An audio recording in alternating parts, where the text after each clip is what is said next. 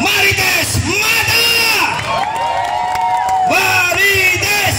Marites! Marites! Maisang!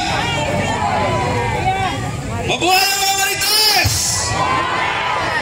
So, alam nyo na, ay, Father, after po. Alam nyo na kung bakit Marites, dahil sinabi doon, no?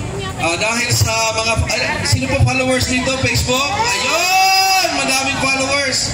So sa hindi pa naka-follow, follow ang Dr. Richard and Erica Mata. May 2.7 million followers tayo doon. Kasama na yan sila. Yan po yan sila ang ginawa kong Marites. Dahil doktor naman ako talaga no? Nag-health lecture ako katulad ni Dr. Willie Ong. Kasama ko si Dr. Willie Ong. Ngayon, mahilig din kasi ako mag-share ng mga balita, mga chismis, mga showbiz, para updated din naman yung mga followers ko, lalo na yung mga OFWs. 1 minute pa lang, updated na kaagad Kung naghiwalay ba si Heart, updated ka agad. Doon nagsimula yon, sabi ng mga followers, Dok, hindi ka lang doktor, Dok, Marites ka pa.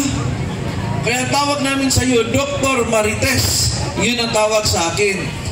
Ngayon, habang nakaupo ako sa bahay, inisip-isip ko yung pangalan ko, Mata Richard Tesoro. Nga, Marites nga! Inborn Marites. Nasa birth certificate ko po ang Marites. Ang test po sa aking pangalan ay Tesoro. Ako po uncle ni Senator Bongo. Dahil ang pangalan talaga ni Senator Bongo ay Christopher Lawrence Tesoro Go. Ako po ay Richard Tesoro Mata. So, ang first cousin ko po ang kanyang, first cousin ko po ang mama niya. So, in a sense, parang uncle ako, pero di ba, parang kaedad lang kami. Pero hindi siya nagmamano sa akin kasi, ay, huwag ka magmano, di ba? Tatanda tayo niyan, di ba? Pero sabay kaming lumaki. Antay ka sa saya ko, antay ka sa saya ko. Sabi yan, masasayaw ba na ako? Mamaya na. Onya na. Akin sa mga Bisaya diri taas. Ayaw! Daghan. Mabuhay ang mga Bisaya! Ayaw. Asan ako? Then, dahil kay Senator Bongo, ako po'y naging doktor ni Veronica Duterte. Kasi pag may sakit si Kitty, gabi, ako yung pinapapunta ni Senator Bong. Tatawag yan. Asan ka? May lagnat si Kitty. So pupunta ako sa bahay ni Mayor Duterte. So hanggang lumaki si Kitty, pabalik-balik ako dyan sa bahay nila. So naging close po ako dyan sa kanila. Ako po ngayon ay tumatakbong senador dahil nung naging senator po si Senator Bongo, ako po yung naging consultant din ni Senator Bongo. Nasa background lang ako. Kasi doktor nga ako So maraming tanong si Senator Bongo, marami din po akong advice. May time din pumupunta po ako sa Senate hearing kasi nag-a-assist po ako sa aking pamangkin na si Senator Bongo. Believe ba kayo kay Senator Bongo? Grabe ang nagawa niya, especially po ang malasakit centers. Ako po isang private pediatrician. Kaya lang sabi ko, walang malasakit center ang mga private hospital, di ba? Meron sa public, pero sa private wala. Lahat ba nang na-admit sa private hospital mayayaman lang? Hindi. Puno lang yung public. Kaya gusto private na lang. Or gusto ng private kasi may pinipili silang doktor, gusto nilang doktor, wala sa public yung gusto nilang doktor. Kasalanan nyo bang may doktor kayong gusto para sa anak nyo, para sa sarili nyo? So natural na nagpa-private yung iba kahit hirap. Tama ba? Pag discharge, wala, ang laki ng babayaran. Walang malasakit. Pupunta ngayon sa labas, pipila kay congressman para mabayaran, madagdagan. Ang hirap naman nun. Kaya ang aking ambisyon, sa anong ginawa ni Senator Bongo, gayahin natin na malagyan din ng sakit centers ang mga private hospitals. Agree ba kayo? Para hindi na kayo lalabas.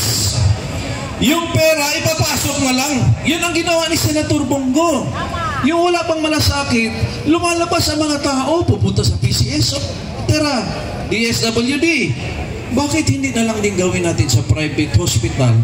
Dahil nga, hindi ibig sabihin na private yan, maraming pera yan. Hindi po yan katotohanan. Kailangan tulungan ang private, kailangan tulungan ang public hospital.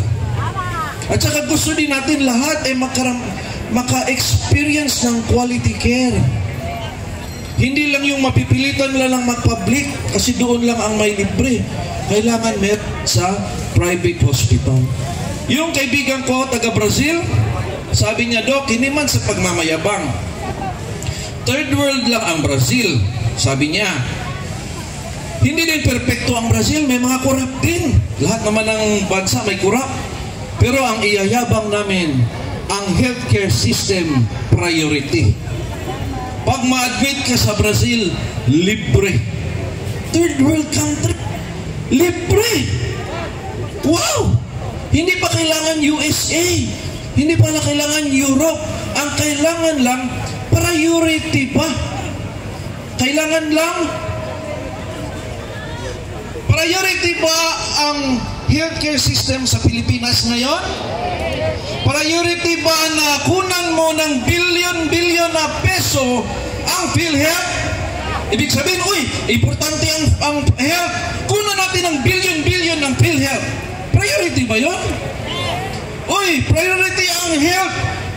Zero natin ang fund sa health kasi priority yan. Paano naging priority kung hindi mo pupunduhan? Doon saan ang pera para mangyari yung sinasabi mo? Madaming pera na nasa ayuda lang. Ang tanong ko sa inyo, papayag ba kayo na hindi na kayo tatanggap ng ayuda kahit kailan? Except doon sa may mga issues talaga, yung mga pangailangan talaga. Yung mga healthy ba, wala problema. Payag ba kayo hindi tatanggap ng ayuda, pero kung ma-admit kayo sa private o public hospital, libre? Payag? See? Ibig sabihin yung mga 5,000, huwag na nating opinion.